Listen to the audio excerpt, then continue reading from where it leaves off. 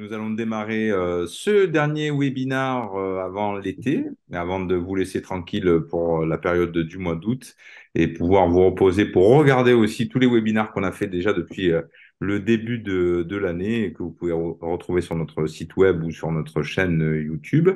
Donc, je suis Emmanuel Escalan, je suis le directeur de la société Southern Implant. Je suis accompagné ce soir du docteur Jean-Pierre Gardella, qui est chirurgien exclusif en plantologie en parodontologie à Marseille, et le docteur Ludovic Danglo, qui lui aussi chirurgien exclusif en implantologie en parodontologie à Boulogne-sur-Mer. Donc c'est pas la diagonale des fous, mais c'est une diagonale ce soir dans nos deux conférenciers qui vont avoir le plaisir de nous accompagner sur le sujet de l'Inverta, qui est un dispositif assez particulier qu'ils vont vous décrire au travers de leur exercice et leur présentation. Et je vais, moi, faire une toute petite présentation pour ceux qui ne connaissent pas Southern Implant, pour vous présenter un petit peu ce que nous faisons et ce que nous faisons, pardon, et qui nous sommes. Donc, je partage mon écran. On est bien là. C'est parfait. Vous voyez bien mon écran? Mhm. Oui? Ouais, Allez. ouais, ouais. Donc voilà, le webinar de ce soir, c'est l'extraction implantation réinventée par le concept Inverta. Donc nos deux conférenciers vont nous montrer donc dans différentes situations cliniques comment on peut utiliser ce dispositif et quels sont les avantages de pouvoir l'utiliser. Alors, ça va pas passer comme ça. Non, ça se passe pas bien comme ça. Alors, attendez, j'ai un problème sur la présentation. Elle ne veut pas démarrer. Je vais m'excuser. Je reprends.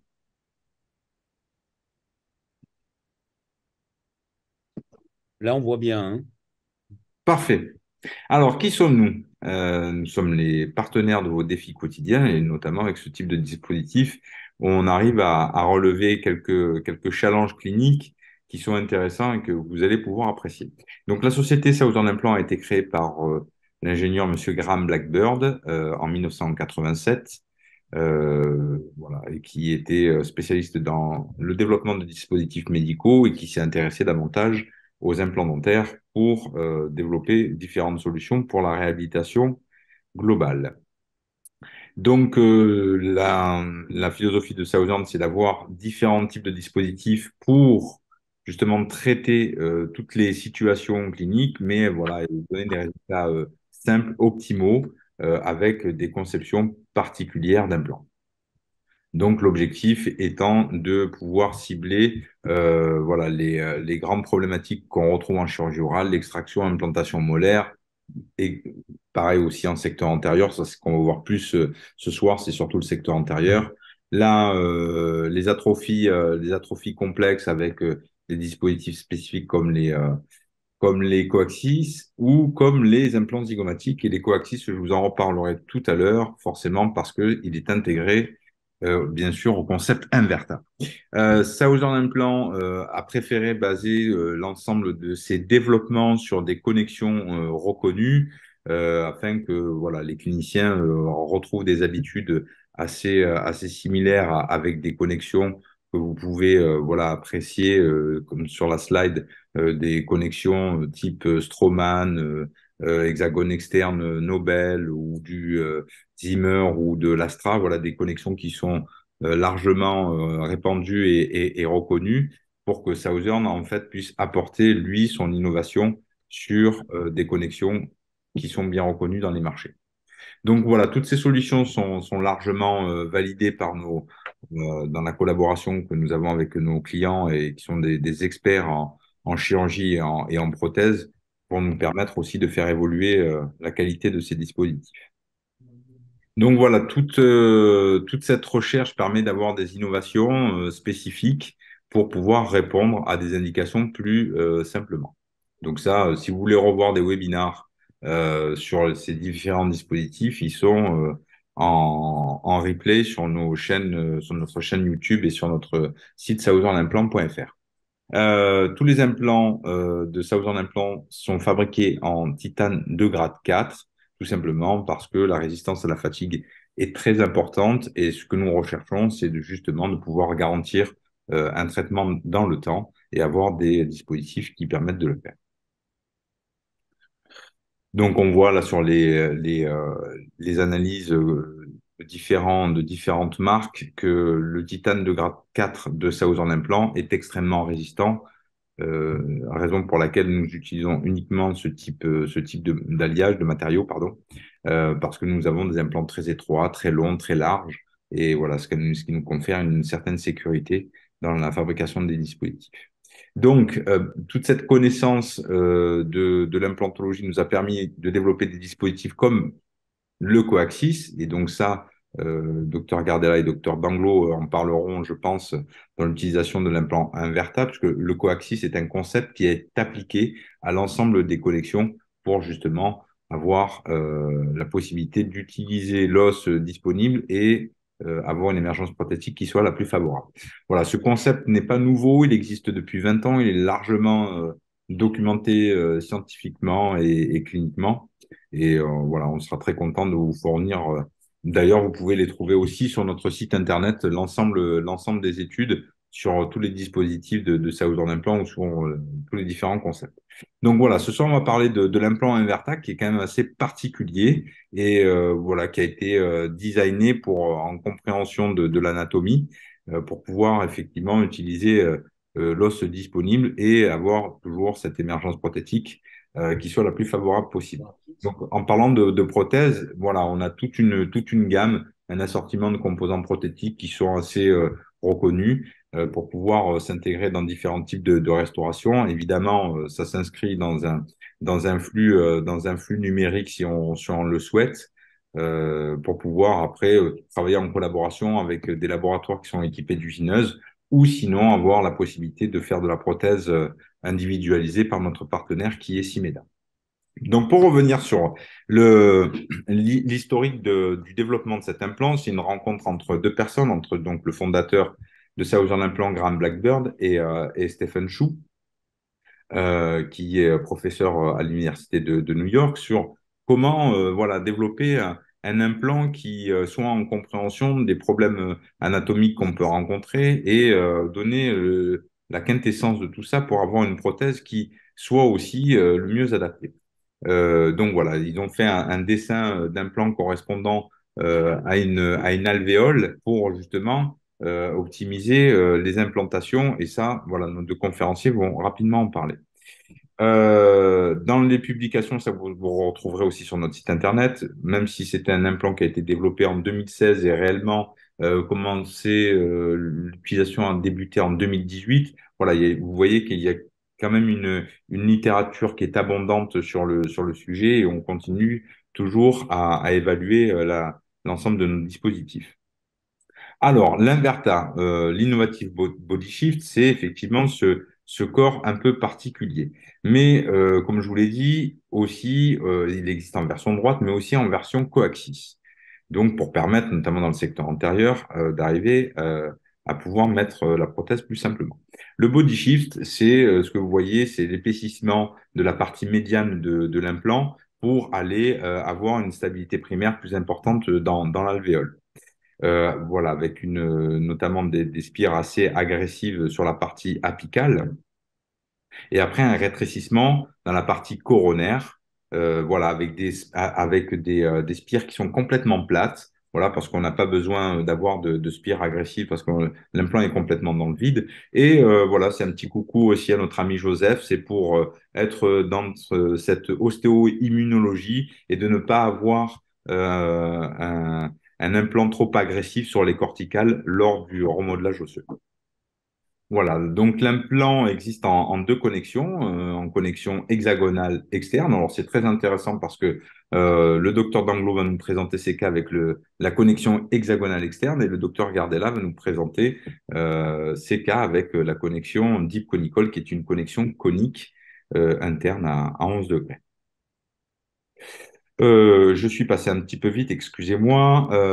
Les diamètres disponibles vont de 3,25 à 5 et là on parle pour la partie de la connexion. Voilà. Parce qu'en fait, il y a la partie connexion qui peut faire 3,5 ou 3,25. Et ici, ça s'élargit à un diamètre de 4,5. Donc voilà, on comprend bien effectivement que dans une alvéole, voilà, il était intéressant peut-être d'avoir un dessin d'implant qui soit un petit peu différent pour aller chercher l'os où il est le plus disponible de meilleure qualité et notamment où on peut torquer beaucoup plus fort les implants. Voilà, tout en libérant un espace biologique suffisant pour pouvoir recréer l'esthétique nécessaire et notamment avoir le flux sanguin dans la bonne direction et pouvoir justement laisser passer tout ce concept de l'ostéo-immunologie sur l'extraction et l'implantation.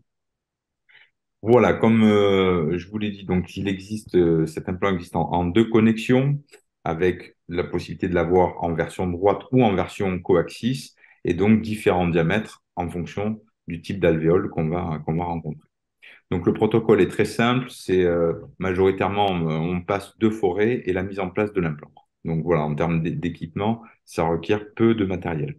C'est plus de la technique. Voilà, je vais en arrêter là pour laisser la place à notre premier conférencier, le docteur Gardella. Et juste, quand vous aurez un petit moment, n'hésitez pas à aller sur notre site internet parce que nous avons un produit qui est très intéressant pour boucher les puits d'accès de vos sites implantaires, différemment qu'avec du coton ou du téflon. Donc, je vous invite à vous intéresser à cette solution assez innovante. Voilà. J'ai fini pour ma présentation. Jean-Pierre, si tu veux bien partager ton écran, c'est parfait. Je C'est vais bon? le mettre euh, en invisible et je reste disponible. Merci Manu. Bonsoir à tous. Donc on a 25 minutes. Je vais essayer de rester dans les clous pour vous parler effectivement de l'utilisation de l'implant Inverta avec une connexion conique dans le secteur antérieur que j'utilise maintenant. Je crois que ça doit faire, je sais plus, 6 ou 7 ans, quelque chose comme ça. Avant de rentrer dans le vif du sujet, et pour ne pas perdre de temps, je voudrais revenir, et ça me paraît très très important de le préciser au début de ce webinaire, sur des données acquises de la science concernant le secteur antérieur, en particulier au niveau du maxillaire, cette zone éminemment esthétique. Sur le plan chirurgical, et vous le voyez sur l'encart à gauche, on a un certain nombre de prérequis comme le positionnement idéal 3D de l'implant doit être dirigé, quel que soit le mode d'installation de l'implant, que ce soit guidé à main levée par rapport à un projet prothétique. On doit prendre soin d'aménager l'espace dans le sens palatin et vestibulaire, dans le sens horizontal, le gap maximum entre le col de l'implant et la corticale vestibulaire, c'est-à-dire que ça sous-entend l'utilisation d'implants dont le diamètre est réduit. Pour ma part, et on en reparlera tout à l'heure, c'est maximum 3,5.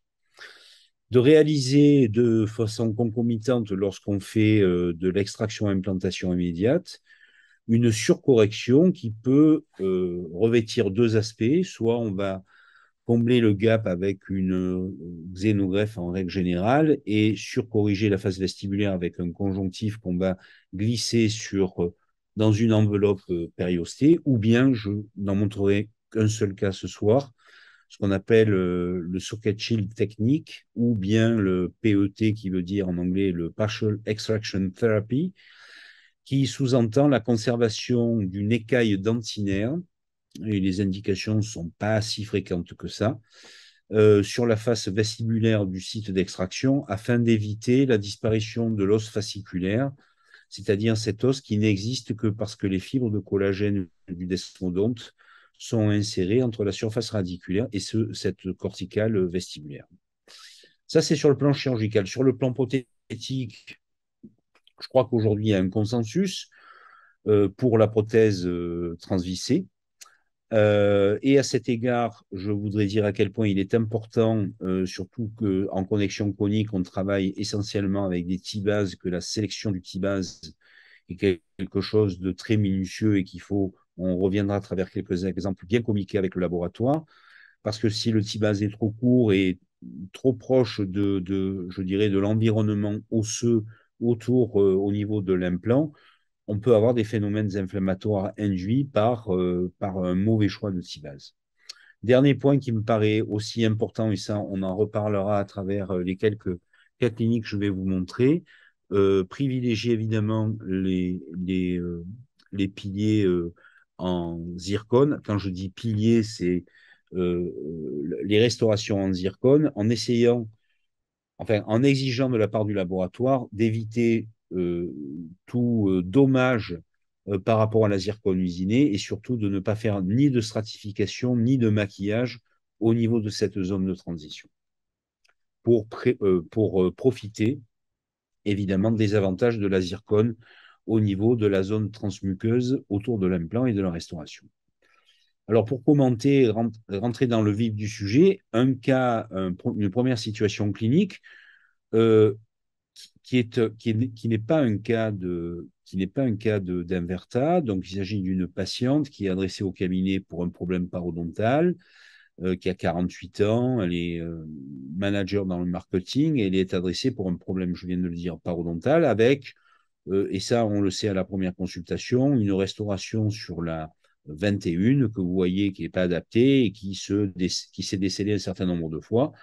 Mais bon, ce n'est pas la préoccupation primaire de la patiente. Vous allez voir ici sur le bilan rétroalvéolaire réalisé au baseline, ben, des pertes d'attache relativement importantes, en particulier au niveau du secteur 3. Il est évident que ce qui nous incombe dans un premier temps, c'est la prise en charge de cette maladie parodontale et la restauration des secteurs postérieurs.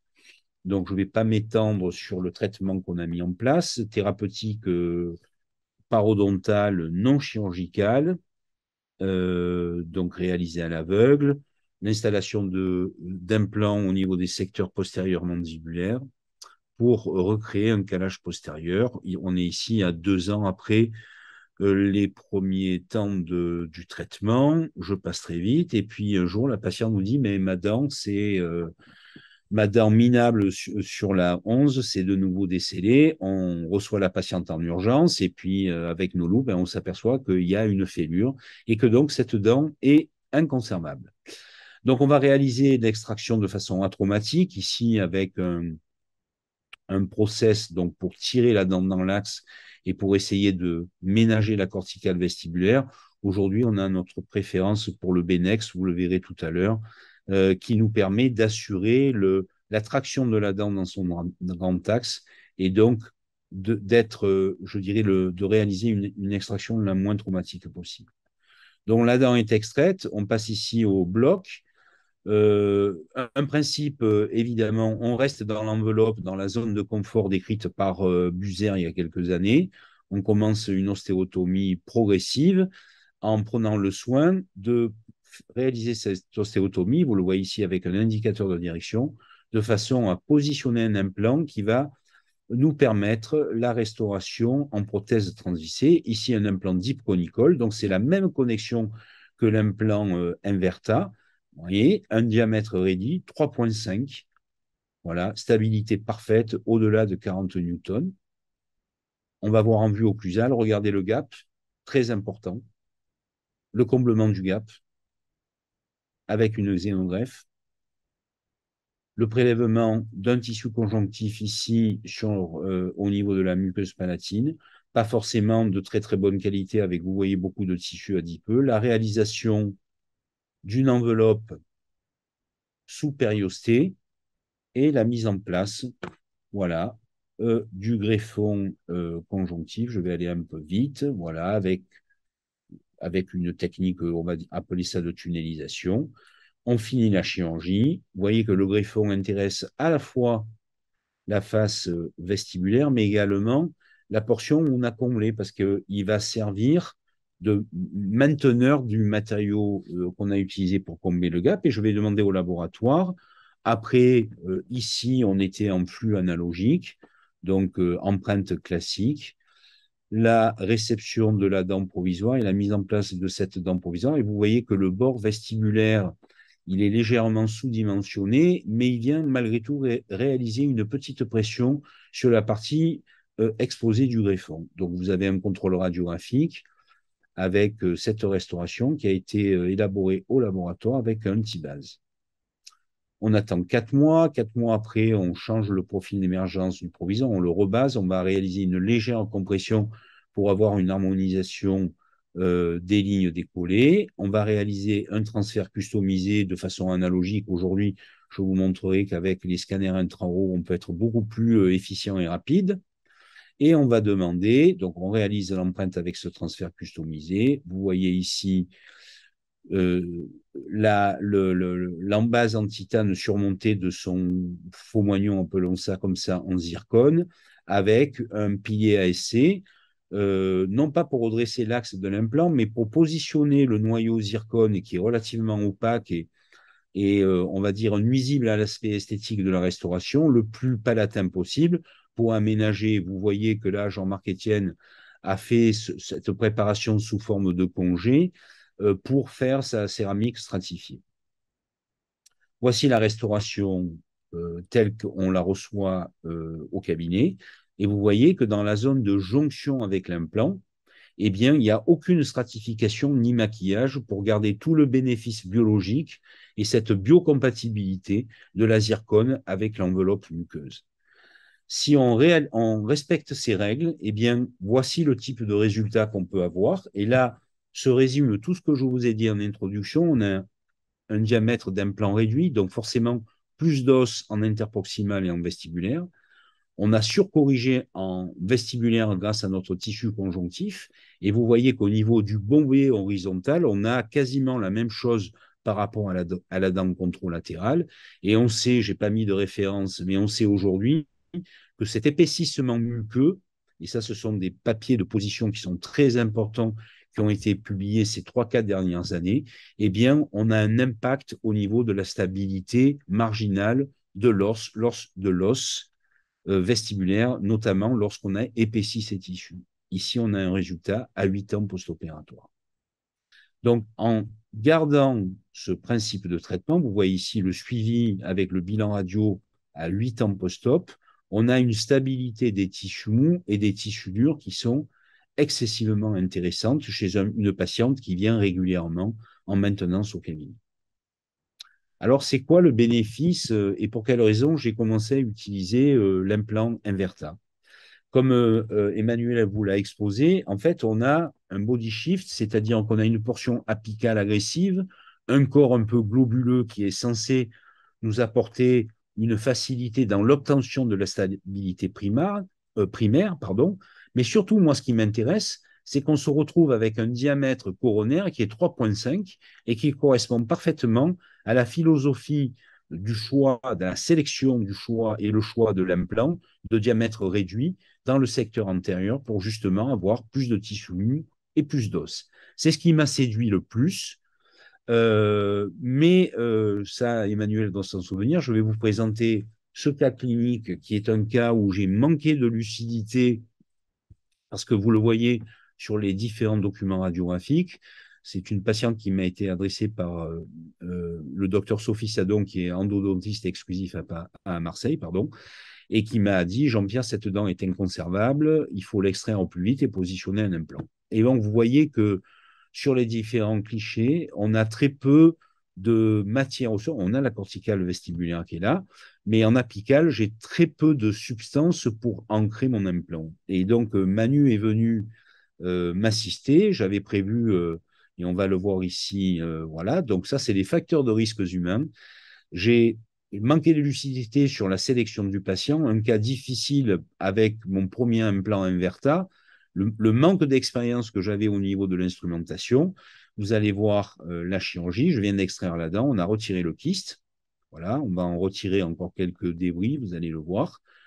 Voilà, regardez, une partie du kyste, enfin voilà, c'est la portion résiduelle du kyste qui est restée. Je débride l'alvéole avec une fraise comme je le fais habituellement. On a la totalité de la corticale vestibulaire qui est présente. je commande mon ostéoectomie pardon, avec un forêt pointeur. Je suis allé chercher le peu d'os que j'avais en apical. Vous voyez qu'on est déjà dans des zones très très profondes, au-delà de 18 millimètres. Voilà. Le forêt terminal, que j'ai peut-être surdimensionné à ce moment-là. Il y a des erreurs techniques de ma part. Et voilà l'implant Inverta. Et vous allez voir qu'au moment de l'insertion de l'implant Inverta, la stabilité primaire que j'ai obtenue, soyez attentifs sur la vidéo, vous allez voir, hop, regardez, l'implant patine.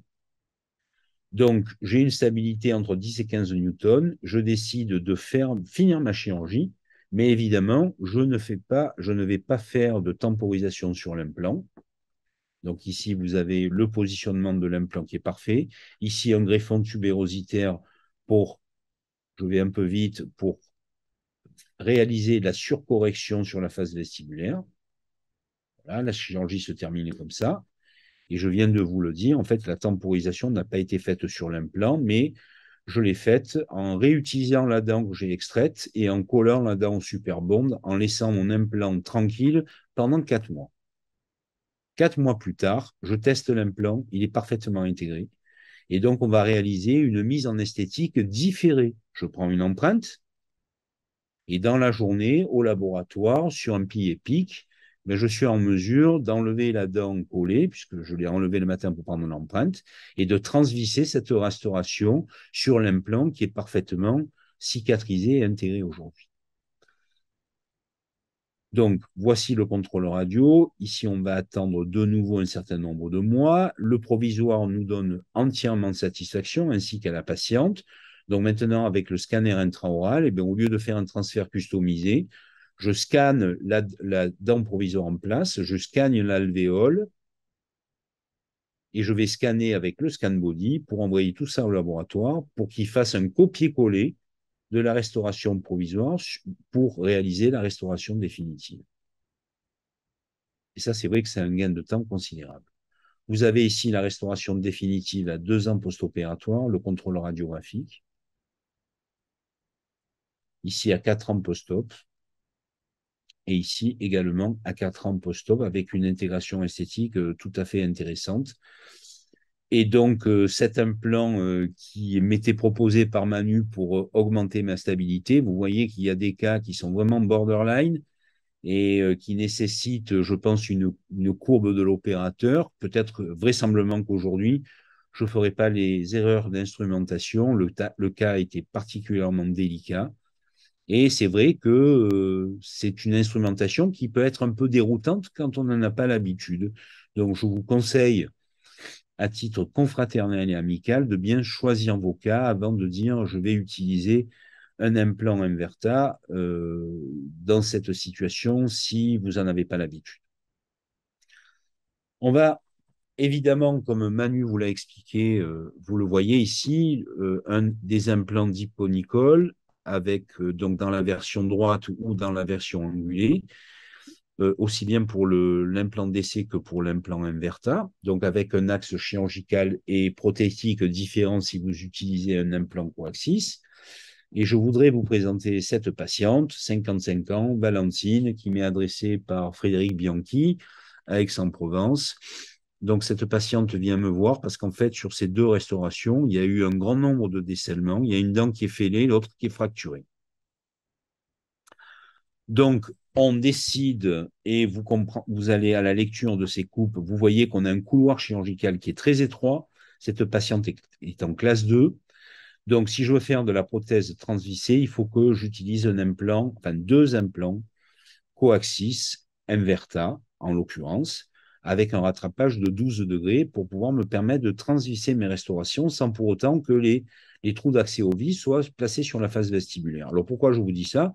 Bien, on a fait les choses proprement. Vous voyez qu'on a importé et matché le STL avec le DICOM. Donc, on a fait une planification. Voilà la planification. Et vous allez voir que lorsqu'on rajoute les restaurations, bien, on a les trous d'accès aux vis qui sortent au-delà du bord incisif des dents, c'est-à-dire sur la face vestibulaire. Donc, en utilisant 2 implants coaxis de 12 degrés, je vais avoir des émergences qui vont se situer sur la face palatine des restaurations, et donc ça va être beaucoup plus gracieux de pouvoir temporiser la patiente de la sorte.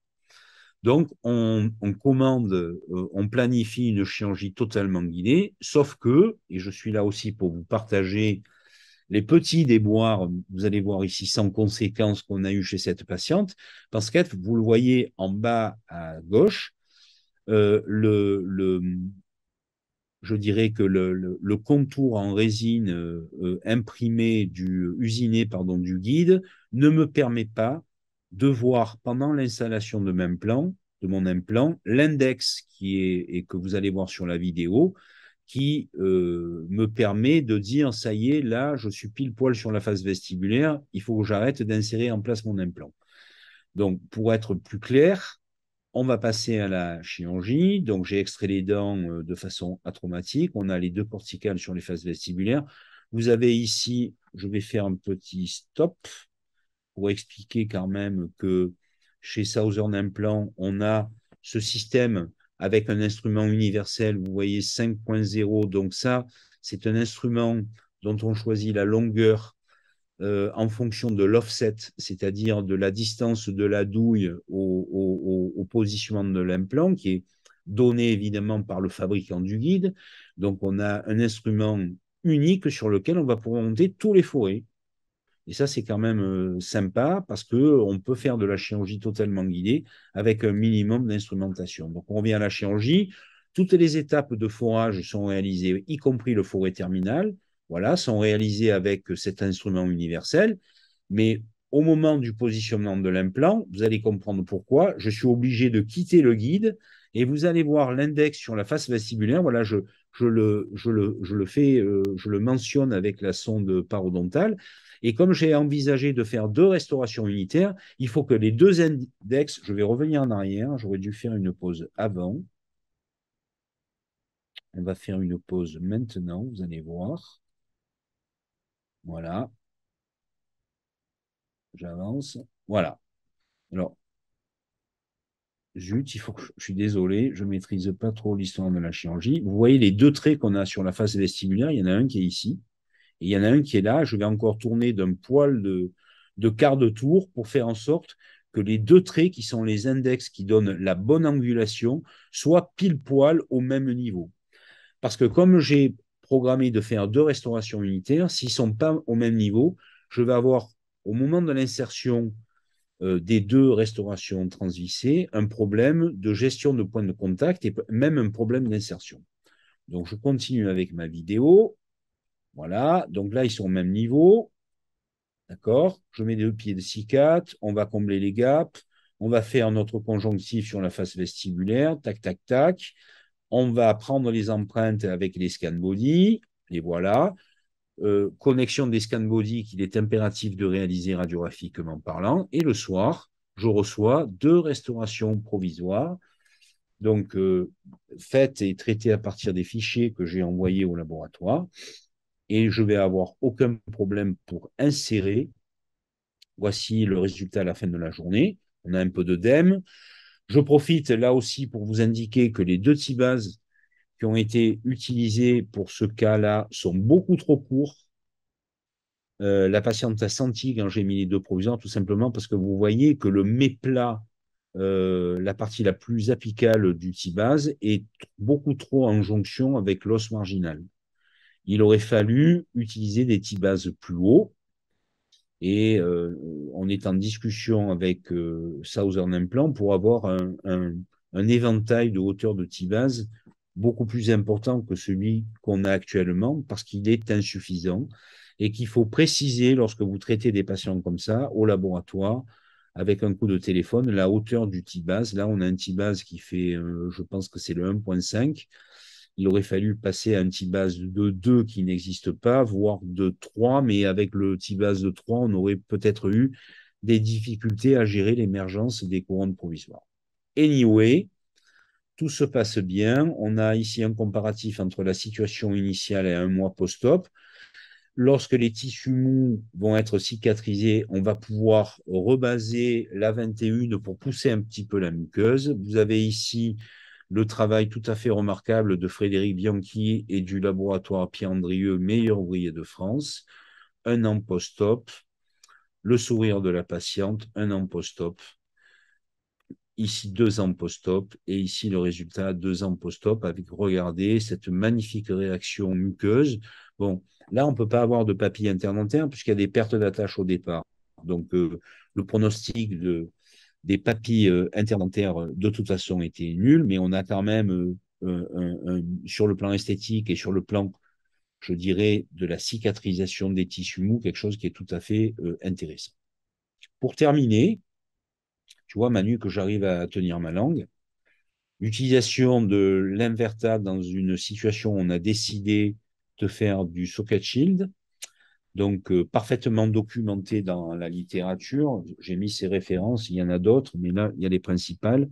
Donc, je rappelle que ce principe de traitement a été proposé en 2010 par nos amis allemands Hülseler et Zur, et que depuis, il a été parfaitement documenté, aussi bien aux États-Unis qu'en Afrique du Sud, par notamment le docteur Gluckman, qu'on a rencontré à Cannes il n'y a pas très longtemps, et qui consiste, vous allez le voir tout à l'heure, à conserver, vous le voyez sur cette vue occlusale, une petite pellicule de dentine sur la corticale, sur la face interne de la corticale vestibulaire, et qui va éviter forcément l'effondrement obligatoire qu'on a sur la face vestibulaire lorsque la totalité de l'organe dentaire est extrait. Donc, juste pour vous raconter l'histoire de cette patiente, c'est une patiente que je vois en 2015 qui m'est adressée pour une voussure en palatin qui, et vous le voyez ici sur la coupe scanner, met en évidence dans le secteur 1 un odontome qui a, vous allez le voir, plutôt une forme bizarre. Donc, on décide d'extraire cet odontome, mais on a visualisé parfaitement sur les coupes scanner que la présence de cet odontome et de ce follicule a largement occasionné une résorption radiculaire au niveau de la dent 12, qui d'ailleurs présente des tests de vitalité qui sont déjà négatifs. Donc, on extrait par voie palatine cet odontome. Moi, j'avais prévu la patiente il faudrait de toute façon, après ma chirurgie, et vous voyez qu'on a réalisé un comblement avec de l'os allogénique et on a fermé le site avec une membrane avant la suture du lambeau palatin, qu'elle aille consulter une endodontiste pour traiter l'endodonte de cette dent qui était déjà nécrosée. Donc, c'est ce qui a été fait. On est ici en 2019. Vous voyez qu'il n'y a pas d'image apicale, mais la dent devient de plus en plus symptomatique. La patiente était avertie, donc on décide de mettre un terme à la vie de cet organe dentaire. Vous voyez qu'on a pris le soin de couper dans le sens de la longueur la dent, qu'on en a extrait toute la portion palatine, et là vous pouvez visualiser au milieu sur cette vue clinique le haut degré de résorption qu'avait occasionné l'odontome, et donc on va ensuite réduire la portion vestibulaire de, du fragment qu'on a laissé en place pour éliminer non seulement la totalité de l'émail, mais pour positionner en règle générale l'écaille dentinaire qu'on va conserver à un niveau qui est juxta, voire infraos. Et c'est ce que vous voyez ici sur la vidéo. Donc, vous voyez qu'on a réduit, là, on est légèrement l'infraosseux et qu'on va, en laissant ce fragment, commencer notre ostéotomie, forêt pointeur. Voilà, forêt de 2 mm. Moi, j'aime bien caler mon positionnement. Le forêt terminal, on vérifie qu'on est OK pour la transvisser. Ici, on va utiliser un inverta droit, forêt terminale. Donc, l'inverta qu'on va utiliser, vraiment, j'utilise que des 3, 5, 4, 5. Voilà, on récupère un peu d'os autogène. D'ailleurs, Manu, il faudra qu'on reparle de l'implant de plus petit diamètre parce que je n'ai jamais utilisé. Il faut que je m'en fournisse pour pouvoir. Voilà, la mise en place de l'implant Inverta. Alors, je sais qu'il y en a qui vont me dire, mais pourquoi Thierry, quand tu places l'implant, ben, ça fait 35 ans que je fais ça, donc ne me posez pas la question parce que ça pose aucun problème. On a une excellente stabilité. Là, je fais un coup de reverse.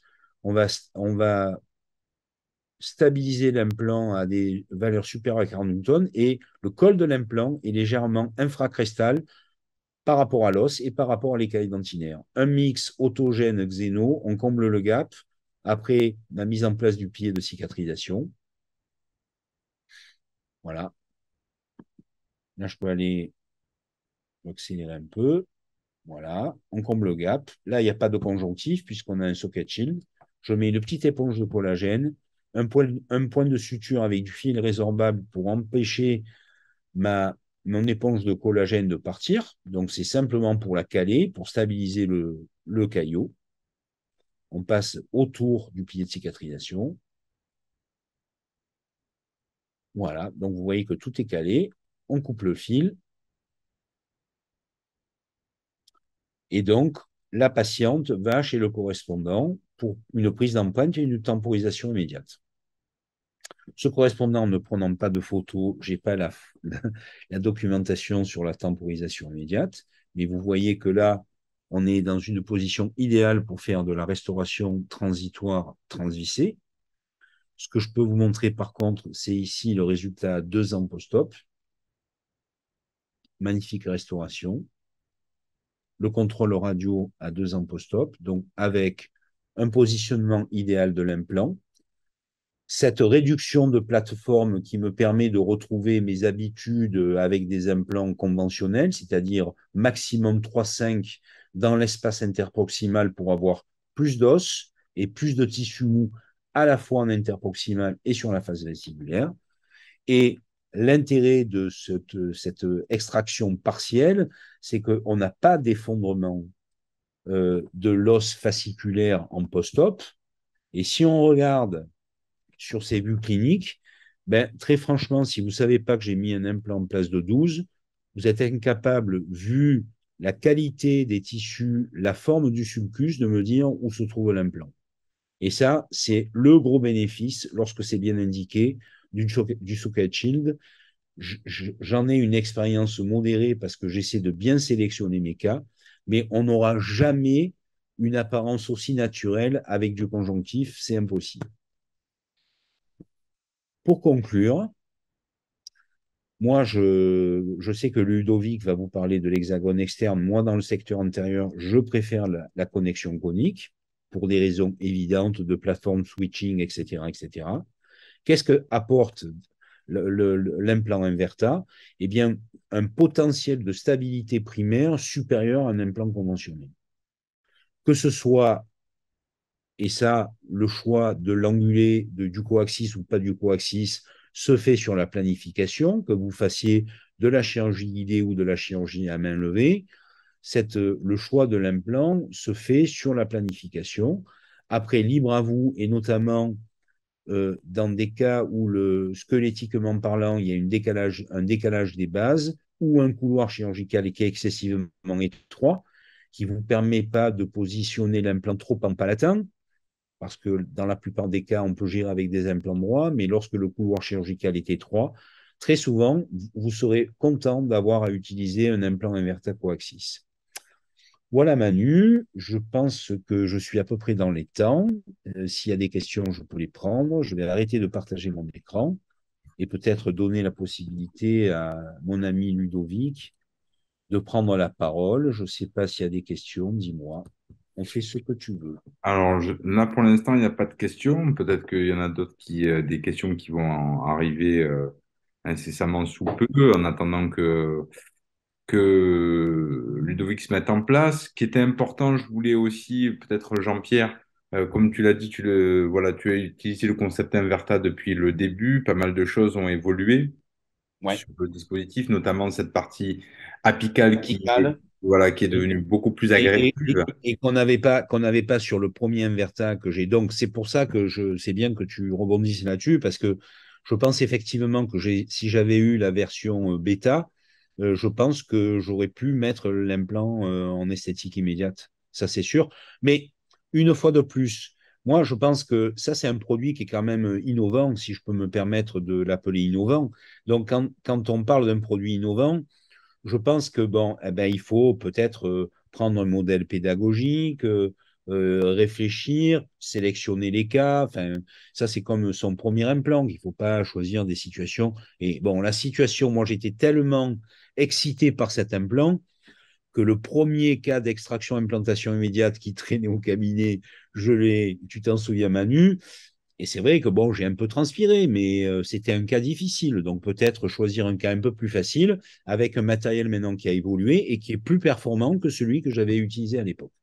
Complètement. Et comme aussi sur les T-bases, alors là, les T-bases que tu as sur ton cas, effectivement, on en avait beaucoup parlé. Alors, c'était des T-bases les plus courtes qui existent, qui sont des 0,60.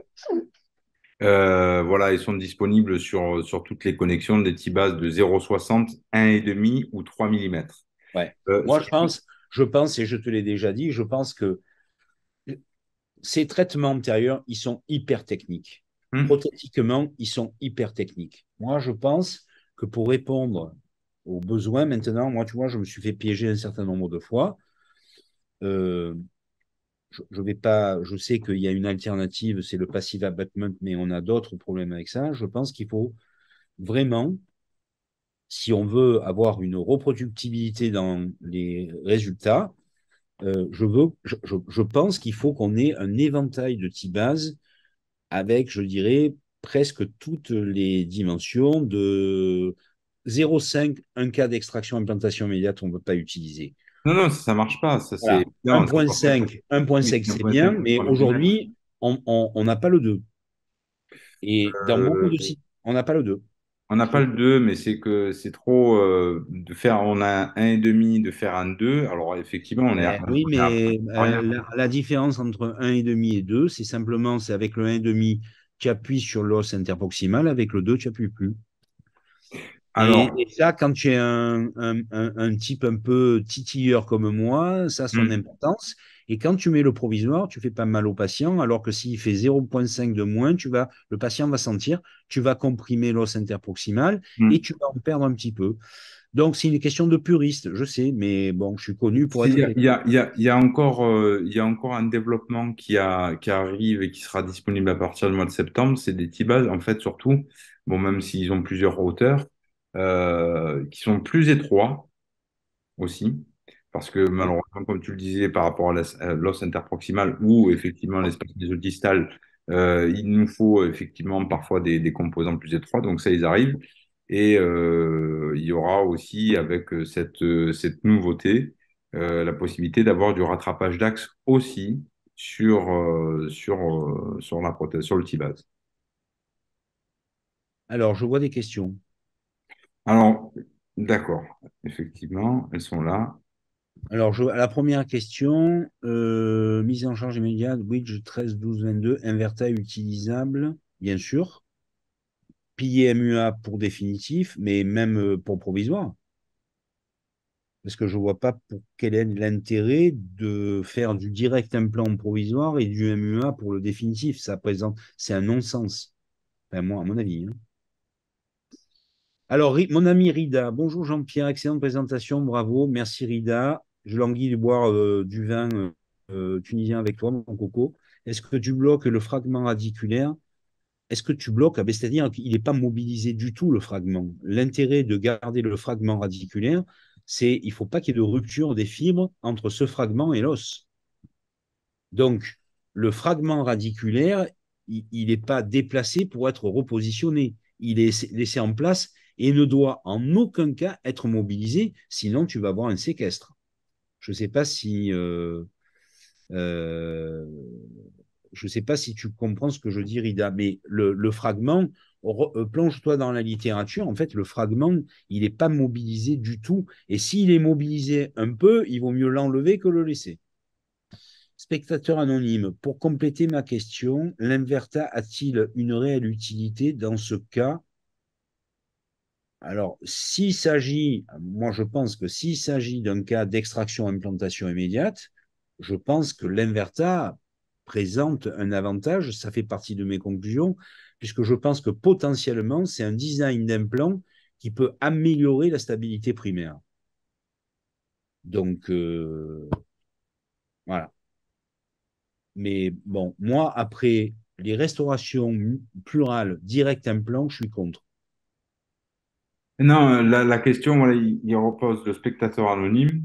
On repose la question si l'implant Inverta est bien indiqué dans le cas du bridge. Bien sûr. Ben oui. Moi, avec Ludo, on s'est partagé le travail. Moi, je voulais rester dans l'unitaire ou le plural unitaire dans le secteur antérieur, mais moi, j'ai des cas où j'ai fait des bridges avec des invertins, oui, bien sûr. Voilà. Pour compléter, je ne sais pas si ça fait partie de la question, mais je peux y répondre. C'est sûr que si on veut faire du plural, je pense qu'il vaut mieux travailler sur du pilier multi-unit, quoi, c'est sûr.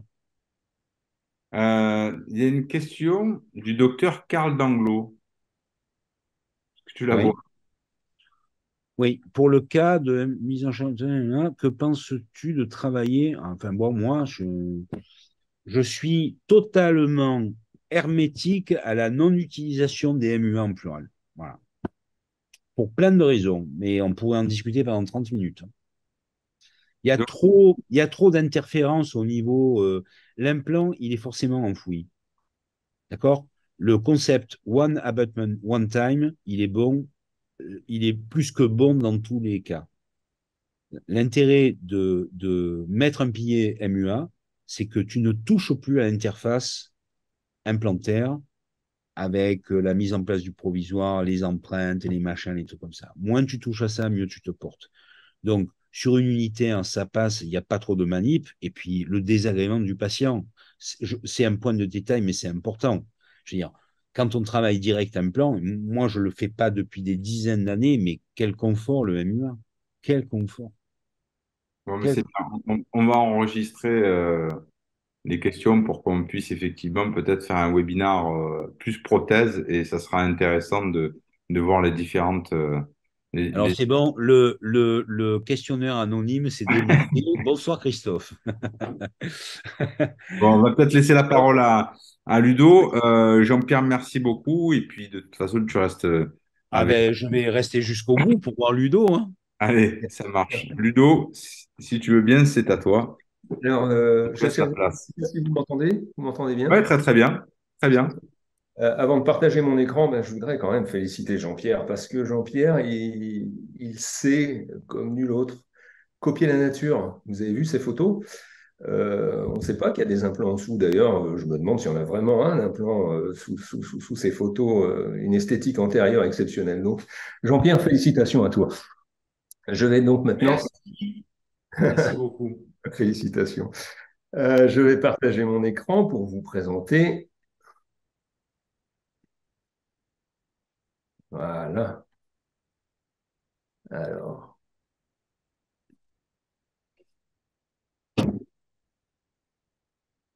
attendez, Jean. Voilà. Vous m'entendez? Donc moi, Très bien. Jean-Pierre l'a dit tout à l'heure, on s'est partagé le travail. Jean-Pierre, vu l'excellence dans le secteur antérieur, j'ai préféré qu'il en parle à ma place. Il est bien meilleur que moi. Et je vais vous parler du secteur postérieur, puisque l'Inverta, il peut très bien avoir une place très intéressante dans notre arsenal thérapeutique au niveau de traction implantation et des mises en charge ou MEI, mais moi, vous allez voir qu'au cabinet, nous faisons aussi de la mise en charge après les extractions implantation immédiate, donc au niveau des secteurs postérieurs et dans le full arch, hein. Alors, nous, on a une philosophie au cabinet à Boulogne, c'est que quand nous avons un patient en face du bureau, on essaye de trouver la meilleure solution pour qu'il ne reparte pas du cabinet sans dents. Donc, on essaye de trouver toute solution pour pouvoir mettre en charge l'implant le jour même ou éventuellement le lendemain. Et donc, je vais vous expliquer au travers de trois cas ce qu'on peut faire et ce que nous permet de faire cet implant Inverta. Et on aura forcément une conclusion là-dessus qui montre un petit peu les possibilités très importantes de l'utilisation de cet implant Inverta. Alors, quand vous enlevez une dent, soit vous avez planifié par l'étude donc des radiologiques et l'étude clinique, l'implantation, mise en charge de cet implant, ou soit vous utilisez des techniques classiques, c'est-à-dire qu'on utilise, et moi j'étais le premier avant, de ne pas trop me presser et d'utiliser les techniques classiques, c'est-à-dire la temporisation. On extrait la dent, on comble ou pas l'alvéole et on temporise. Alors, bien, comme vous ne vous appelez pas Jean-Guy Dubault, des fois vous n'avez pas de chance, vous n'avez pas de bol et vous êtes obligé de reconstruire. Et si vous reconstruisez, eh bien, vous allez devoir attendre 6 mois de plus. Et à la fin du compte, si on fait l'addition de toutes les étapes de ce type de protocole, vous allez passer à peu près 16 mois, dans le pire des cas, pour offrir à votre patient une dent. Et si vous écoutez bien votre patient, ce qu'il veut, c'est pas ça. Votre patient, il veut avoir des dents. Votre patient, il ne veut pas avoir d'implant. Il ne vient pas vous voir pour avoir un implant. Il vient surtout pas vous voir pour avoir un sinus lift. Il vient vous voir pour avoir des dents. Dans l'exemple de gauche, c'est un patient qui m'a été adressé euh, juste après l'extraction de cette 16. Et le patient était déçu, il voulait une dent. Donc, nous avons décidé de l'opérer. On l'a opéré à peu près à 1 mois post-extractionnel. Donc, on s'est retrouvé dans le cas d'une alvéole euh, libre, donc comme si on avait extrait la dent le jour même. Et on a utilisé les protocoles d'extraction, implantation immédiate et pose donc de la couronne le soir. Dans le cas de droite, bon, c'est une personne qui est venue nous voir pour un full arch. Donc, cette patiente a bénéficié de protocoles accélérés, extraction, implantation immédiate, empreinte et pose d'une prothèse bimaxillaire le lendemain de l'intervention. Donc, nous avons permis à ces patients de ne pas rester sans dents. Alors, quand on fait ce genre de choses, il va falloir étudier la faisabilité, par l'étude clinique et radiologique, de ce type de protocole, puisque c'est pas toujours possible. Si nous voulons poser un implant après l'extraction de la dent, il va falloir avoir des parois osseuses périphériques. Si nous n'avons pas de parois, il va falloir temporiser et revenir au schéma de temporisation classique. Il va falloir évaluer le volume osseux. Le volume doit être important pour éviter d'avoir des problèmes et surtout la qualité et la densité osseuse. Nous avons une obligation d'avoir une stabilité primaire importante et donc une bonne qualité, une bonne densité osseuse. Évaluer aussi l'anatomie de l'alvéole après l'extraction. On doit pouvoir insérer un implant qui va pouvoir mordre dans les parois de cette alvéole. On ne peut pas avoir une alvéole plus large que le diamètre d'un implant. Et c'est en cela que l'implant Inverta est intéressant.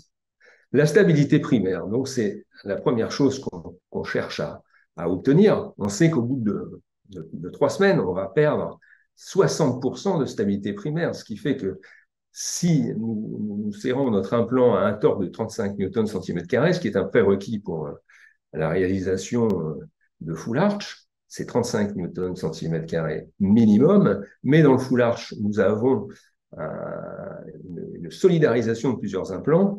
Eh bien, à 3 semaines, si on fait le calcul, on n'est plus qu'à 14 newtons cm carré. Et ça, c'est largement insuffisant pour faire une implantation unitaire et une mise en charge d'une extraction implantation unitaire. Il va falloir donc chercher des couples d'insertion bien plus importants. Et donc, surtout, quand on parle de couples d'insertion, il va falloir éviter l'ischémie qu'on pourrait provoquer sur l'os cortical. Il y a plusieurs études qui parlent de tout ça, notamment celle de notre ami Philippe Cayat, qui a utilisé des torques allant jusqu'à 176 newtons par centimètre et qui n'a trouvé aucun effet négatif sur des implants de diamètre 6. Quand nous parlons de torque maximum de 176, c'est bien évidemment des torques dans l'os médulaire, dans l'os spongieux. Il ne s'agit pas d'utiliser ces torques contre une corticale. Et c'est en ça que l'implant Inverta est intéressant grâce à son body shift. Alors comment? On a les techniques de forage. Donc ça peut être du sous-forage, ça peut être rechercher des engagements corticales au niveau, par exemple, des fosses nasales, au niveau du plancher du sinus, ou aussi utiliser l'ostéodensification avec les forêts versées. Mais surtout, l'intérêt, c'est d'avoir un design implantaire spécifique. Et avec l'Inverta, au niveau des monoradiculés, nous avons la possibilité, avec cet outil, de pouvoir obtenir des stabilités primaires très importantes, permettant de pouvoir mettre en charge nos implants, chose qu'on ne pourrait pas faire avec des implants classiques. Bien sûr, qui dit mise en charge immédiate, dit évaluation de l'occlusion. Il va falloir améliorer et aménager l'occlusion si nous n'avons pas une occlusion correcte pour pouvoir mettre en charge. Alors, maintenant qu'on a notre patient devant nous et qu'on a fait toutes nos études cliniques et radiologiques, il va falloir commencer. Pour commencer, il va falloir, comme le disait Jean-Pierre tout à l'heure, évaluer le cas, bien l'évaluer et bien sélectionner le patient. Savoir dire non, je ne peux pas, dire stop, là, on ne va pas y arriver. Et dans tous les cas, ne jamais rien promettre à son patient avant de commencer. Voilà, utiliser un implant au design adapté. Donc, en l'occurrence, les cas que je vais vous montrer sur monoradiculé seront traités avec des implants Inverta.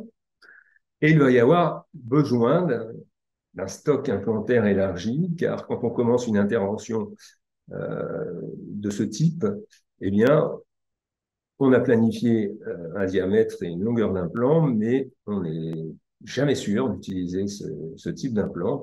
Et il va falloir avoir des diamètres supérieurs, des longueurs supérieures, voire d'autres types d'implants. Et surtout, il va falloir être prêt à changer de stratégie. Parce que parfois, eh bien, il faut rester humble et on ne peut pas utiliser ces protocoles dans certains cas. Parfois, il faudra éviter la mise en charge ou alors éventuellement ne pas poser l'implant si on ne peut pas mettre un implant dans une alvéole qui serait trop large, par exemple. Donc, la règle d'or, c'est ne rien promettre au patient et surtout rester humble par rapport à cette extraction, implantation immédiate, mise en charge. Je vais vous présenter le premier cas. C'est une personne de 70 ans, une dame, qui est venue me voir pour remplacer sa 44, 45, 46. Elle mange que du côté gauche et je me suis demandé donc comment faire. Est-ce que éventuellement je ne pourrais pas utiliser des protocoles de traitement accéléré, rapidement lui poser ses couronnes et les quitter. Alors quand on regarde la radio, la panoramique, on voit que au niveau de la 44, il y a pas mal d'os au niveau vertical. On pourrait éventuellement extraire et implanter. Par contre, au niveau de la 45, on se retrouve à l'aplomb du trou mentonnier. Au niveau de la 46, il y a présence de 2 kystes. Ce n'est pas un problème pour l'extraction et l'implantation immédiate. En utilisant des protocoles adaptés, on peut très bien, et c'est décrit dans la littérature, utiliser des techniques d'implantation immédiate.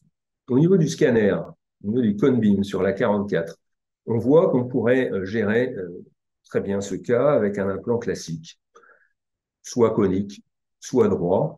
On a de l'os, on est en avant du trou mentonnier. Je pense que là, on pourrait obtenir une stabilité primaire intéressante. Au niveau de la 45, là, c'est un petit peu différent. On se retrouve au-dessus du trou mentonnier.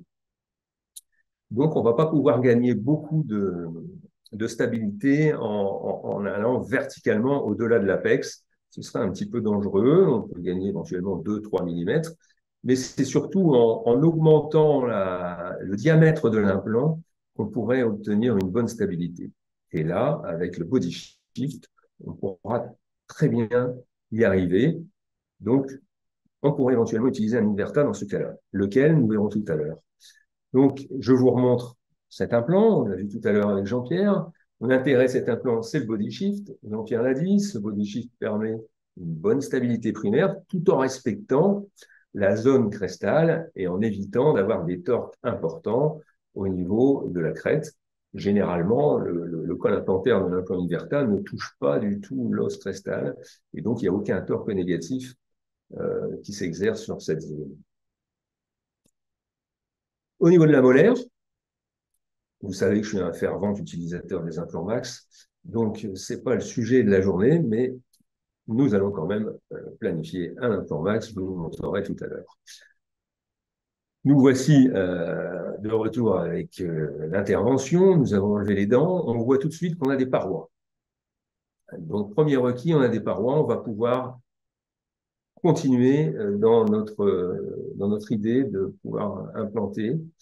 Et donc, ce que je fais à ce stade-là, sur les monoradiculés, c'est que je vais prendre le forêt terminal. Donc, si j'ai décidé de mettre un implant de 4, je vais prendre le forêt terminal classique sur mon contre-angle et je ne vais pas le faire tourner. Je vais l'insérer dans l'alvéole pour voir s'il pénètre dans l'alvéole. S'il est bloqué, je pense que je vais avoir une stabilité primaire intéressante. S'il flotte dans l'alvéole jusqu'à la longueur terminale, je sais que là, il va falloir que j'utilise un implant Inverta. Puisqu'il va falloir chercher ma stabilité primaire avec le body shift. Ludovic, Oui, je fais la même chose que toi. tu fais la même chose que moi. Ouais, parce qu'en fait, c'est bien de calibrer, d'utiliser sans le faire tourner les forêts, justement, pour choisir le diamètre adapté. Et moi, j'utilise ces forêts terminaux comme des sondes, quel que soit le type d'implant, que ce soit Inverta ou autre chose. Et, Super. et je pense que c'est une excellente méthode. Bon, eh bien, on se rejoint, tu vois, ça me fait plaisir. Ça fait un point commun en plus, Un point Ludovic. commun. Donc, oui, ça agit comme fantôme, en fait, comme réplique d'implant.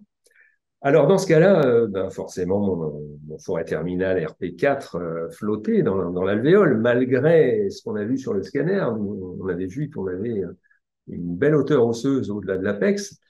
Donc, on va pas tenter le diable, on va quand même prendre un Inverta, on va sélectionner un 3,5 par 4,5. Donc, 4,5, c'est le diamètre du body shift et 3,5, c'est le diamètre du col. Et puis, on va démarrer la séquence, donc la séquence de forage. Donc, je rectifie, tout à l'heure, Manu avait parlé de deux forêts. Alors, pour le 3,5, 4,5, il y a trois forêts. Il y a le pilote, le forêt qui est mauve, et ensuite le forêt bleu qui est le forêt terminal.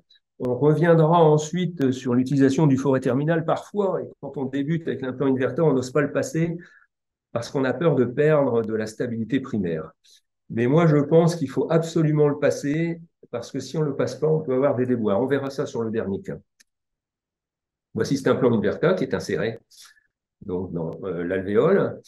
Alors, quand on débute sur l'implant Inverta, on est toujours un petit peu embêté avec ce body shift parce que on a toujours peur de toucher ou l'implant adjacent ou la dent naturelle adjacente, en l'occurrence la 43. Donc là, j'ai exécuté mon forage en distal de l'alvéole 44 pour éviter d'avoir un quelconque contact entre l'implant et la dent naturelle. L'implant est inséré. Nous faisons la même chose donc sur l'implant, sur l'alvéole de 45. Je prends donc c'est pas ce forêt-là, mais je prends mon forêt terminal RP4 dans l'alvéole de la 45 et là il flotte complètement. Alors qu'est-ce que je fais? Je prends le forêt supérieur, un forêt diamètre 5, et là le forêt diamètre 5 il est à peine bloqué. Donc là je me dis l'implant Inverta 3,5, 4,5 est intéressant, mais j'ai peur que ça soit pas suffisant. Donc, je prends l'Inverta 4.0, 5.0, c'est la taille au-dessus. Je sais que j'ai de l'os par rapport à la molaire derrière et par rapport à l'Inverta que je viens de poser. Donc, je peux me permettre de prendre l'Inverta de la taille supérieure. Donc, le 4.0, 5.0. Et c'est ce que je fais. Donc, voilà cet implant. Je préfère obtenir ma stabilité primaire en augmentant le diamètre du body shift plutôt qu'en allant chercher de la profondeur. Je vous rappelle que au-delà de l'apex, nous avons le canal alvéolaire et le trou mentonnier.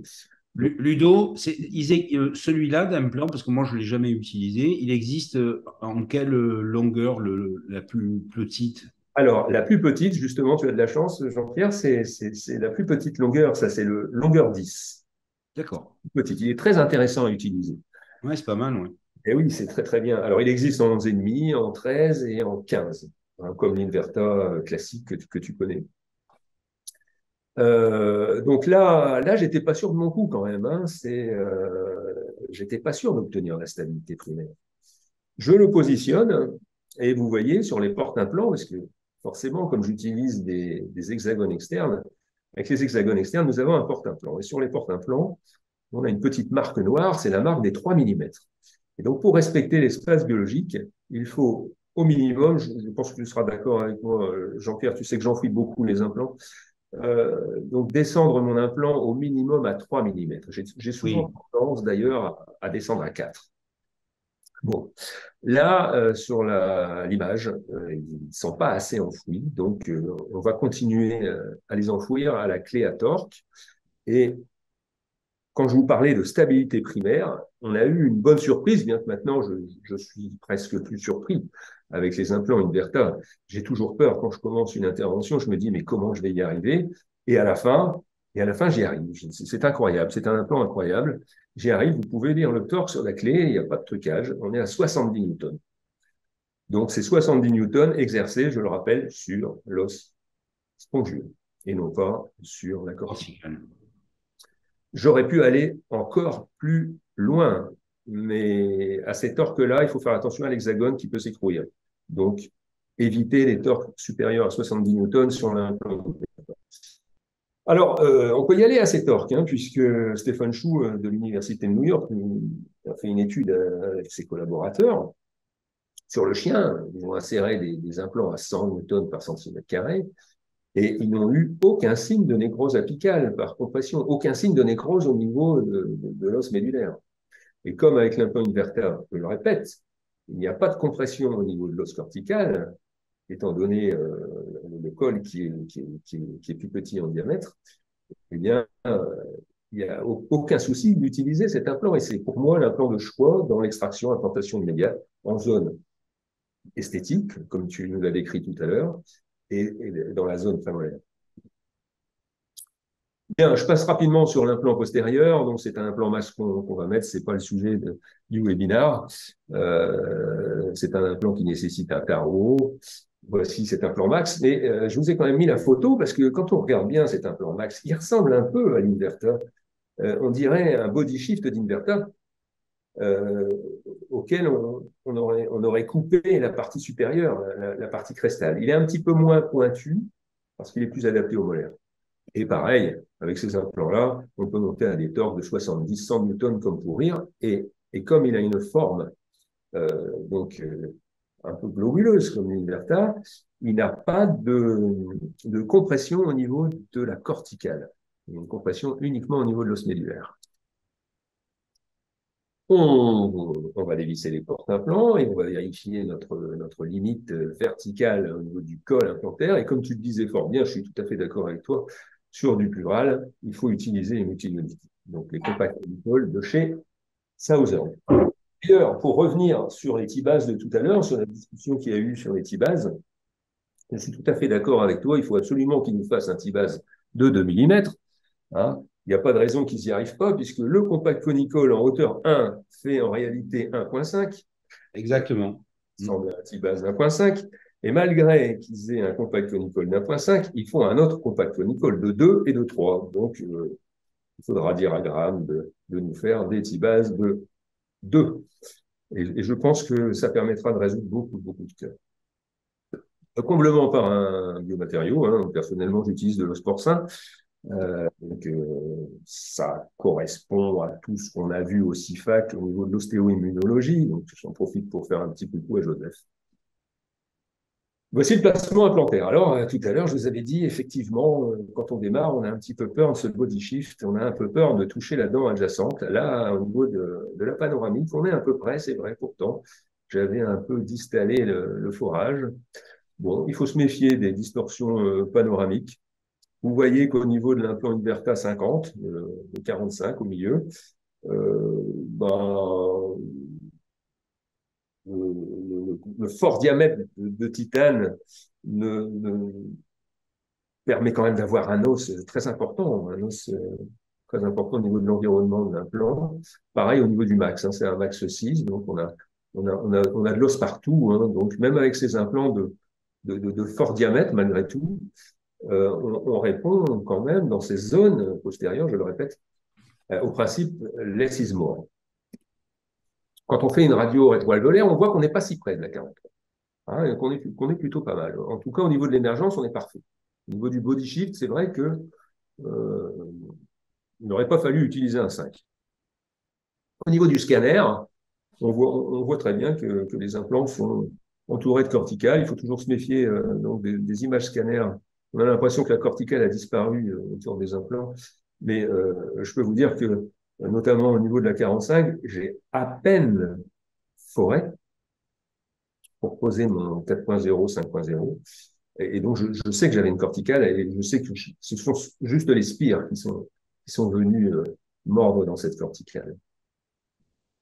Je me rappelle bien de ce cas parce que c'est un cas très récent, hein, je l'ai traité vendredi dernier.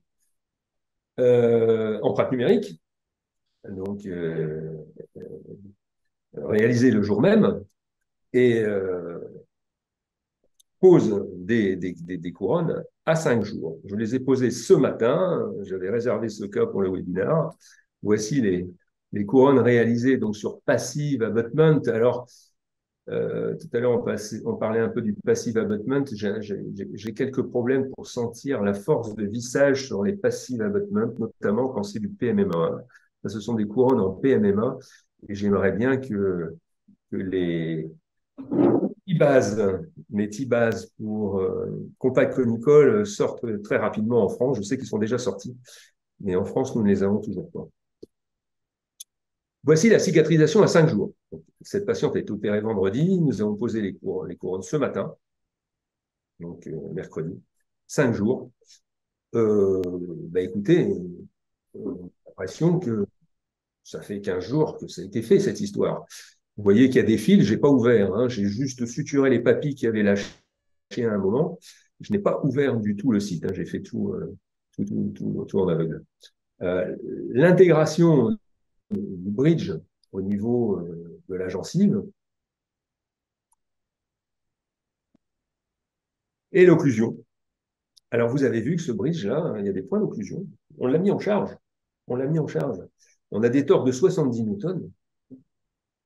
On a de bonnes plateformes implantaires, hein, donc 3.5, 4 et 4, parce que l'implant max était, même si c'est un max 6, il y a une plateforme de 4.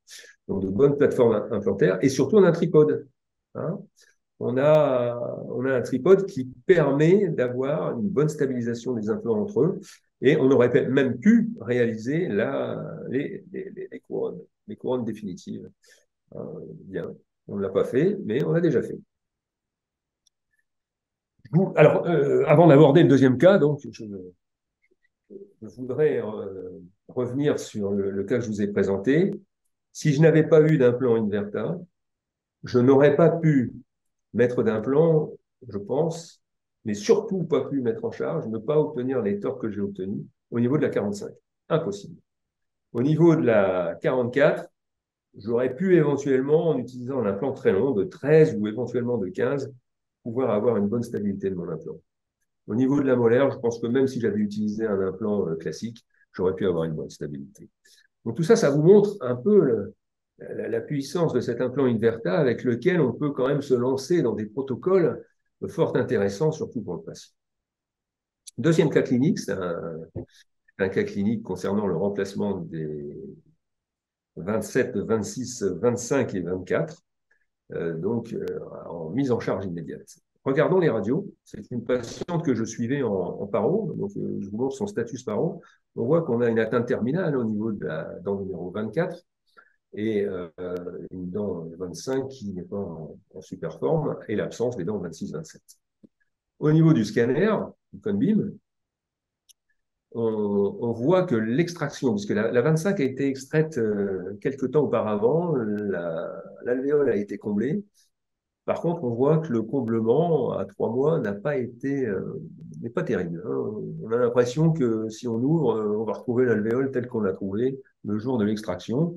Et donc, il ne nous reste plus que 1 à 2 mm d'os par rapport au sinus. Inutile de vous dire que même si on fait un sinus lift et qu'on pose un implant dans le même temps, un implant classique, hein, qu'il soit droit ou pénible, on n'arrivera jamais à avoir une stabilité primaire intéressante, éventuellement peut-être du 20 newtons, mais on ne pourra jamais mettre en charge ce genre de travail. Voici l'implant qu'on pense mettre. Au niveau de la 24, là on a un peu plus de chance, on a de l'os en vertical, on va pouvoir éventuellement poser un implant classique, pourquoi pas, ça peut être une bonne idée. Voilà, un implant classique, ça c'est un implant de 13. On n'est pas gêné par le sinus. Donc, on décide avec la patiente, d'un commun accord, de poser, d'extraire la 24, implanter 24-25 avec une effraction sinusienne, là, implanter la 26-27 et réaliser dans le même temps un sinus lift par voie latérale. De mettre en charge 24-25 et de laisser tranquille 26-27. Tout ça pour cette personne qui reçoit du public chez elle, profession libérale, et donc elle a besoin de pouvoir sourire. Donc, réalisation de l'intervention, on voit la fenêtre sur l'image de gauche, la fenêtre latérale pour intervenir sur le sinus. On utilise les forêts Versa pour densifier. Vous voyez au niveau de la 25, on a une alvéole qui ressemble à l'alvéole du jour de l'extraction. Le comblement qui a été fait, puisque c'est moi qui ai fait l'extraction et c'est moi qui ai comblé, je comble systématiquement toutes mes alvéoles. Le comblement n'a pas marché. Donc, on se retrouve au point de départ avec un sinus très proche, puisqu'on a utilisé la technique Versa Summers pour pouvoir soulever la membrane du sinus, combinée à une voie latérale sur le site de 26-27. On a réussi à conserver l'intégrité de la membrane, et on va devoir poser un implant dans cette zone. Alors, inutile de vous dire qu'un implant classique, je ne vois pas comment on pourrait le faire tenir à ce niveau-là. Partie avec des invertas. Cette fois-ci, j'ai utilisé des 3,5, 4,5 pour 24 et 25. Je n'ai pas utilisé le FAT inverta, le 4.0, 5.0. Et j'enfouis. J'enfouis à 3 mm, allez, 2 mm sous le niveau osseux. On le voit sur la photo de droite. Et extraordinaire, j'obtiens, je n'ai pas la photo avec la clé à torque, mais j'ai obtenu 50 newtons sur cet implant. 50 newtons. Bon, sur l'implant 24, j'ai obtenu plus, j'ai obtenu 60. Donc, je me suis permis de pouvoir mettre en charge, alors qu'il y a la moitié de mon implant 25 qui dépasse dans le sinus maxillaire. Comblement des alvéoles avec mon os porcin. Empreinte classique, c'est un cas qui remonte à déjà l'année dernière. Non, il y a 2 ans. Et donc, on n'était pas encore équipé en caméra. Le lendemain, pose de couronnes, cette fois-ci en sous-occlusion. On n'avait pas encore assez d'expérience à l'époque pour pouvoir mettre en occlusion, mais je pense que je ne l'aurais quand même pas fait, car vous allez voir les images scanner. On a quand même un implant inverta au niveau de la 25 qui, pour sa moitié, est dans le sinus. Donc, il ne tient que par le diamètre maximum du body shift, on le voit, au niveau du plancher du sinus. Les 2 implants postérieurs, bien sûr, n'ont pas été mis en charge. Quand on regarde la coupe Conbeam au niveau de la 24, on voit que cet implant a vraiment été étudié parfaitement, puisque au-delà du body shift, au niveau de son apex, il est très conique. Et il permet de respecter les concavités anatomiques qu'on peut rencontrer dans le maxillaire ou au niveau de la mandibule. Sincèrement, c'est un implant, je dirais, un peu 4x4 qui permet de réaliser des choses extraordinaires. Et je le répète, à chaque fois que je démarre une intervention, je ne sais jamais si je vais y arriver. Et à chaque fois, je suis tout étonné parce qu'on y arrive. On y arrive, pas à 100%. Pas à 100%. Parfois, les patients sont un peu déçus. Mais quand on les a prévenus avant, ils comprennent. Ça passe pas. Ça a passé trop vite. Mais non, c'est parce que je reviens à mon image. Voilà.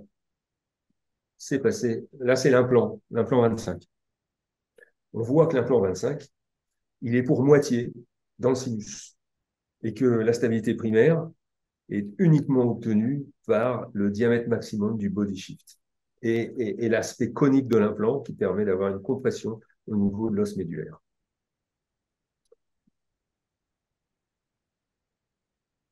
Troisième cas maintenant, alors je suis très content de vous présenter ce cas-là parce que c'est pas un de mes cas. Hein, j'ai pas l'habitude de présenter les cas qui ne sont pas les miens.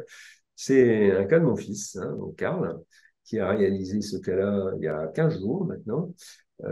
C'est une personne qui vit avec une prothèse adjointe partielle qui tient par deux implants munis de système d'attachement locator et qui ne convient plus à la patiente. On va regarder la panoramique. Hein. On a donc deux implants qui servent d'attachement pour des locators et plus un implant au niveau de la 13 qui est enfoui, qui ne sert à rien. Donc, Karl décide d'extraire les 4 dents restantes, les 3 implants résiduels, et d'élaborer un Holland-Fort pour faire un full arch avec une prothèse transvissée sans fausse gencive, donc type bridge, sur 4 implants. L'intervention se déroule tout à fait normalement, correctement, et puis Karl m'appelle, il me dit ah, je suis embêté, hein, parce que quand je visse mon implant 22, c'est un implant Inverta que j'ai choisi, parce que j'avais une grosse alvéole, je veux avoir une grosse stabilité primaire, et plus je l'enfonce, et plus il perd de la stabilité. Alors, c'est pas normal, c'est un implant, plus on le visse, plus il vient comprimer l'os, et plus on a de stabilité. Alors, vous voyez que Karl, lui, est en train de développer des techniques de chirurgie guidée à étage. Hein, donc là, on voit un des étages qui est toujours en place et qui ne permet pas, d'autant plus que nous sommes en flapless, qui ne permet pas de pouvoir voir ce qui se passe au niveau de l'os. Du coup, il m'appelle et donc on réfléchit tous les deux comment ça se fait et tout. On a la présence d'esprit de tout démonter et de décoller légèrement. Je me rappelle avoir assisté à une conférence de Franck Renoir qui disait que quand on avait un quelconque doute, il fallait décoller. Eh bien, tout à fait, il a tout à fait raison. On décolle, qu'est-ce qu'on voit? Une fracture. Sur l'image de droite, en bas, on voit une fracture de l'os vestibulaire qui était masquée par l'utilisation des guides.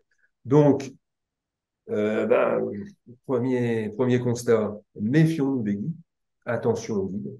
Hein, moi, je travaille sans guide, hein, mais j'ai pas dit que les guides n'étaient pas bien, c'est très bien, mais il faut savoir parfois faire machine arrière, enlever le guide, vérifier un petit peu ce qui peut se passer. Là, ce qu'on a fait, c'est que on a mis une chaînette d'ostéosynthèse vissée par 3 vis pour essayer de resserrer tout ça. Et on a eu une bonne surprise parce que quand on a réimprimé un petit peu de torque sur cet implant, on a gagné quasiment 10 à 15 newtons de torque pour arriver à 25 sur cet implant. Donc, on a décidé de quand même le mettre en charge. Alors, forcément, il est un petit peu enfoui. Voici le résultat 2 jours après la pose de la prothèse. Donc, on voit qu'on a une prothèse qui est, je pense, Jean-Pierre, tu me diras si tu n'es pas d'accord, relativement et même très esthétique hein, pour un homme fort. Je pense que là, Karl a fait un super boulot. La radio maintenant de contrôle. Hein, donc vous voyez cet implant Inverta au niveau de la 22 qui est un petit peu plus enfoui que l'autre. Hein, j'aime pas trop cette image, mais il remplit son office. Je pense aussi qu'avec l'apex de cet Inverta, on a engagé, c'est pas moi qui étais aux manettes, mais je pense que Karl pourra nous confirmer, il a dû engager légèrement les fosses nasales, les fosses nasales, ce qui a permis de pouvoir obtenir une bonne stabilité. Alors, en conclusion, moi, comme message, je voudrais laisser ce message-là, c'est que cet implant Inverta, en fait, c'est un petit peu comme une voiture de course. Hein, c'est un implant qui est relativement difficile à appréhender. Il faut commencer à le connaître. Je connais des personnes qui l'ont essayé et qui ont fait marche arrière malheureusement. Et comme toutes ces technologies un petit peu d'avant-garde qui servent à faire des choses extraordinaires, il faut savoir l'apprivoiser. Mais par contre, quand on l'a apprivoisé, cet implant est vraiment, vraiment redoutablement efficace et permet de gérer quasiment tous les cas qui étaient ingérables avant avec des implants classiques. Alors, si je fais un petit peu de publicité, si quelqu'un voudrait connaître les secrets de l'Inverta, on peut toujours, avec Manu, organiser donc, au cabinet des journées de formation pour apprendre à bien l'utiliser. Comme disait Jean-Pierre tout à l'heure, cet implant, il est très bien, sauf qu'il faut savoir l'utiliser. Hein, et donc, ben, je vous laisse la parole s'il y a des questions. Je suis disposé à les écouter. Si je peux me permettre, Ludo, merci pour ta présentation excessivement didactique. Un clin d'œil pour une manifestation que Emmanuel organise le 21 octobre. Tu as fait une juste comparaison entre les voitures de course et les implants Inverta. J'en profite pour vous dire que le 21 octobre, Emmanuel organise une journée au circuit du Castellet où on va parler d'implants et de voitures. Donc c'est bien, ça fait une occasion de se rencontrer, peut-être de débattre et d'échanger sur des termes aussi, je dirais, précis que celui de l'Inverta. Voilà, donc j'en profite. Peut-être que Emmanuel n'aurait pas osé faire de la pub pour le 21 octobre, mais voilà. Oh, si, penses-tu, j'allais en parler parce que D'accord. tout à l'heure, vous avez parlé de vos points communs. C'est un de vos points communs, au-delà d'aimer aussi le vélo, euh, les invertas et moi aussi. Et la convivialité surtout. Et le champagne. Et le champagne, oui, c'est vrai. Alors, pardon, il y avait une dernière question et après on va. Ah, ben c'était Karl. Ah, ben non, c'était la question de tout à l'heure. Pour l'instant, il y a pas de questions, Ludovic. On va attendre encore quelques instants avant de clôturer ce merveilleux webinaire. Bravo, messieurs. Merci pour votre travail et votre partage d'expérience sur un outil intéressant, mais qu'il est voilà, important de prendre une certaine considération pour bien le maîtriser et arriver à bien utiliser ce dispositif dans toutes les indications. Alors, je regarde, il y a encore, non, il y a pas de nouvelles questions. Bon, on va peut-être, il est 20h36. Tu as dit tout à l'heure qu'il avait neigé en Afrique du Sud, donc j'ai la confirmation. Hein. Tu auras remarqué que pour rafraîchir ces températures estivales, j'ai mis un fond d'écran bien rafraîchissant. Absolument, c'était aussi dans le thème, Voilà. d'une certaine façon. Voilà. Super. Je ne sais pas si mon écran est toujours partagé là. Non, non, non, tu as arrêté. Enfin, On mais est on J'ai te toujours à arrêté. voit, l'écoute. Ah, on te voit, Ludovic. d'accord, tout le monde. Ouais, On te ok. voit très bien. Bon, et effectivement, donc merci Jean-Pierre déjà pour l'introduction. Nous organisons le 21 octobre une journée qui va s'articuler autour du All-on 4, du All-on 6, et on va reparler donc du traitement de l'édenté complet en mise en charge immédiate, avec différentes approches, différents concepts de traitement prothétique standard, numérique. Et bien sûr, tout au long de cette journée, nous avons organisé avec Race Track Days un programme social qui s'articule autour de la course sur le circuit mythique du Castellet, où vous pourrez donc piloter soit votre propre véhicule, bien sûr si c'est une gamme GT. Euh, j'ai dit un truc, mais je ne sais pas à quoi ça correspond. Et en fait, tu as deux catégories. Tu as la gamme GT, puis après, tu as les prototypes. Donc, enfin, Voilà, si vous voulez venir aussi avec votre prototype, vous pouvez. je peux Sinon, vous venir. pouvez aussi louer une voiture pour la journée. Sinon, on se ferait un plaisir de casser celle du docteur Gardella ou celle du docteur Nanglo. Voilà. Au Castellet, alors il faut quand même dire à ceux qui nous écoutent que le Castellet est un circuit ultra sécure, Ouais. puisqu'il n'y a pas de mur et il n'y a pas de rail, et il y a juste des limites de piste qui sont plus ou moins abrasives et qui permettent de freiner l'auto. Par contre, si vous allez sur ces zones-là, vous êtes sûr de changer vos pneus. Mais vous ne cassez pas la voiture. Donc venez tous nombreux, il n'y a pas de risque. Et Voilà, il y aura venez nombreux le 21 octobre. Voilà, on sera un plaisir de vous accueillir et de passer la journée ensemble sur un format convivial, mais aussi très scientifique. Tu peux préciser que c'est une idée à moi, s'il te plaît? Bah attends, je voulais leur dire le jour de la Le conférence. meilleur pour la fin, s'il te plaît. Merci Jean-Pierre Merci pour cette pour l'idée, qui était une très bonne idée. Et effectivement, ça a l'air de plaire parce que les inscriptions et les envies de participation sont nombreuses. Donc, on risque de passer une bonne journée. Voilà. Messieurs, merci beaucoup. Je vais vous souhaiter une belle soirée, un bel été, parce que c'est le moment pour nous bientôt d'aller tous profiter de ce bel été et de revenir en pleine forme au mois de septembre avec un programme qui sera tout autant chargé. Je vous dis à très bientôt. Bonne soirée. Salut à tout le monde. Salut, salut.